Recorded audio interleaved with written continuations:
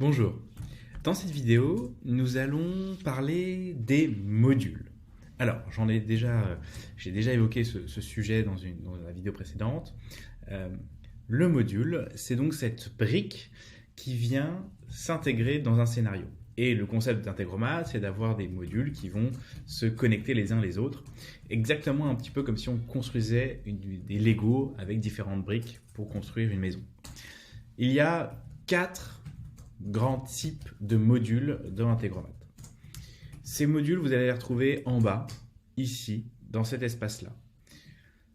Tout d'abord, il y a ceux qui concernent le paramétrage et le contrôle du flow de votre scénario.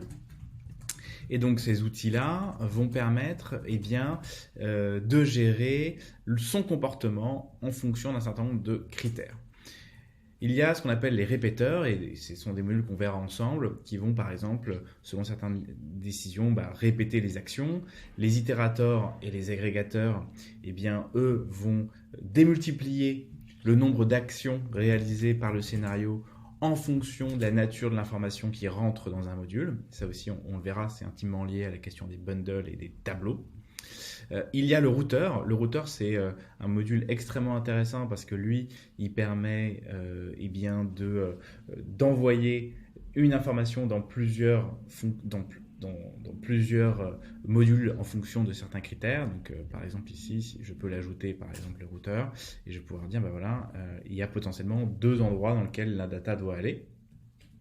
C'est une possibilité. Ou alors de dire, en fonction de certains critères, de certains filtres, et on verra dans une autre formation ce que sont les filtres que vous avez ici, il va aller dans tel endroit ou tel endroit, et donc dans tel module ou tel module. Et donc ça, c'est extrêmement puissant parce que ça permet de créer de la complexité et de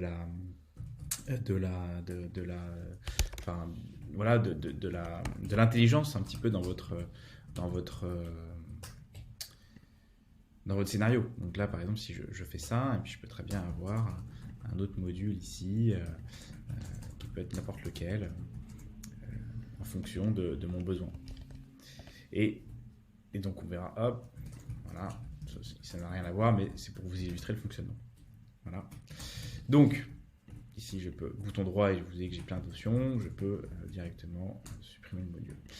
Et je vais retrouver également dans le contrôle tout ce qui est pareil en fonction d'erreurs. Il peut y arriver qu'il y ait des erreurs, on l'a vu dans le scénario précédent, et on en verra d'autres. Et en fonction d'erreurs que vous pouvez rencontrer, parce que la donnée n'est pas compatible, parce que il arrive parfois que certains modules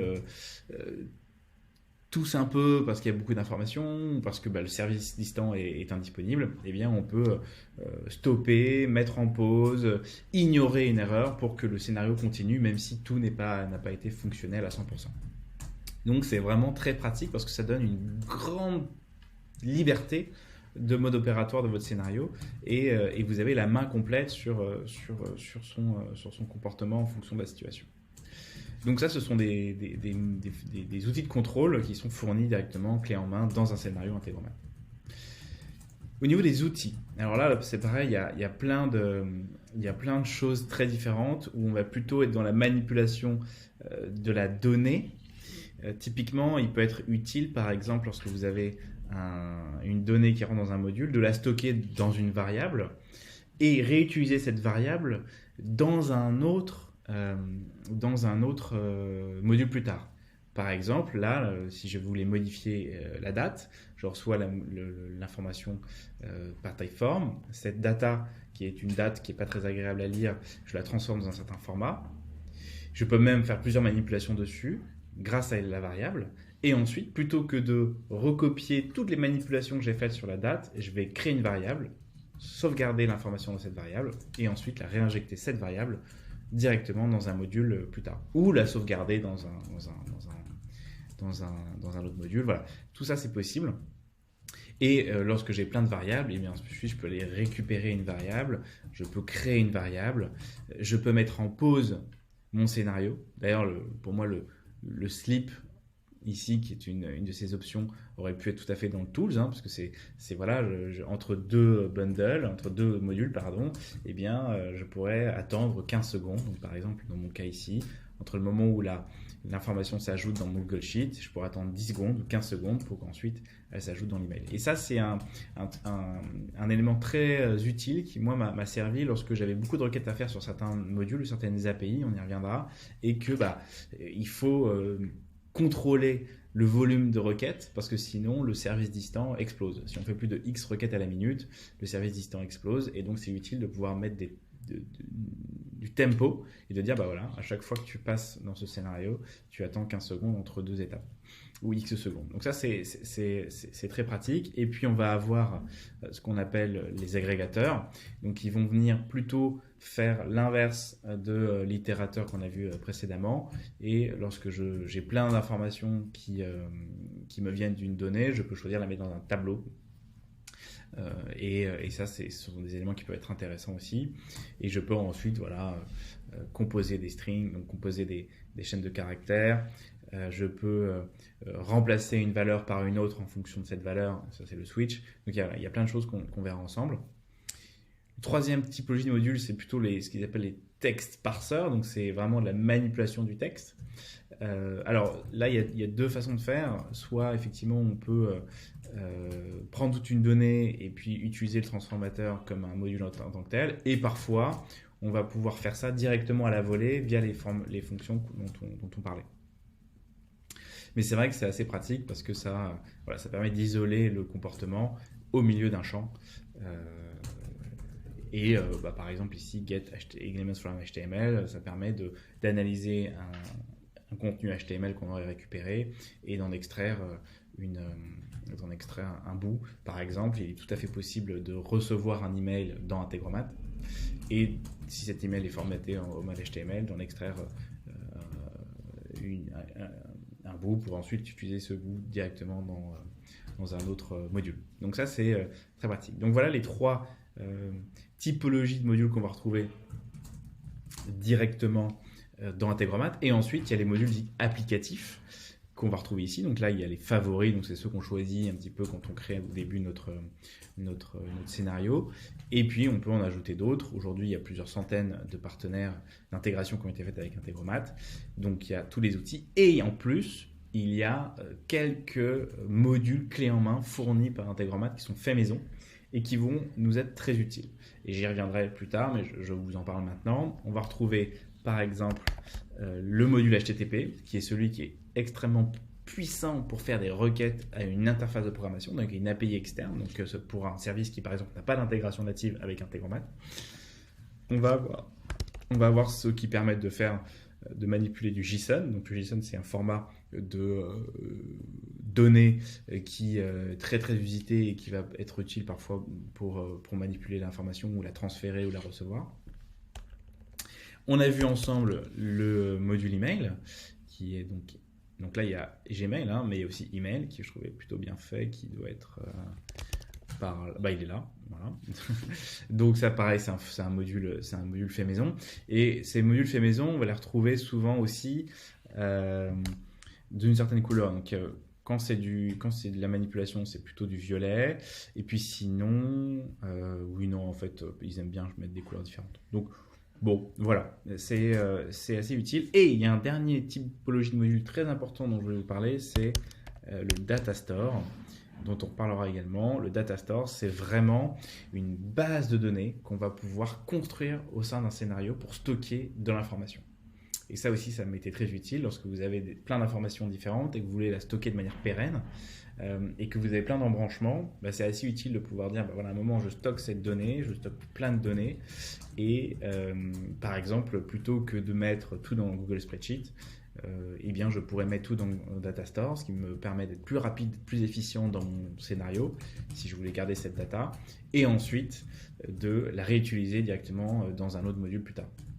Donc c'est comme si on avait une base de données qui est potentiellement très utile et qui va rendre le scénario plus performant et plus puissant. Et ça, c'est fourni aussi en standard directement par Integromat. Voilà un petit peu les différents modules. Et lorsqu'on a un module, on va évidemment avoir différents Différentes options plus ou moins complexes. Par exemple, là, si je choisis le module variable, eh bien, je peux choisir un nom de variable, par exemple email ou la date. Je peux choisir sa valeur, et cette valeur, je vais pouvoir la récupérer directement des modules précédents. Et donc là, ce qui est hyper utile, c'est que je peux choisir la data issue d'un module précédent et y ajouter, évidemment, de manière extrêmement libre, des fonctions de transformation très utiles. Par exemple, je pourrais très bien m'amuser à stocker en variable la date dans un certain format. Mais cette date-là, je pourrais très bien dire, ouais, mais en fait, pour une raison que j'ai envie de lui ajouter 3 jours. Et donc, je peux, et ça on y reviendra, ajouter des fonctions dans les fonctions. Donc, par exemple, je peux dire, je veux add days de la fonction ajouter. Donc, je vais choisir la date, j'ajoute un jour, hop, et je veux en plus un format qui soit day, month, voilà. Et là, ça va me stocker une data qui sera la date du jour dans le format attendu, mais avec un jour en plus. Donc voilà un petit peu le type de choses qu'on peut faire avec ces modules-là, et chaque module a ses propres paramétrages, évidemment, que vous allez avoir lorsque vous cliquez dessus et que la pop-up s'ouvre. Autre information qui est plutôt utile, je trouve, au niveau des modules, c'est que vous pouvez changer leur nom. Et lorsque vous avez des scénarios complexes, longs, c'est parfois très utile de se rappeler à quoi ils servent en changeant leur nom. Pour ce faire, vous pouvez utiliser le bouton droit de la souris. Hop, voilà. Bouton droit, là j'ai les settings, donc en cliquant sur settings, je vais avoir la pop-up qu'on a vu ensemble.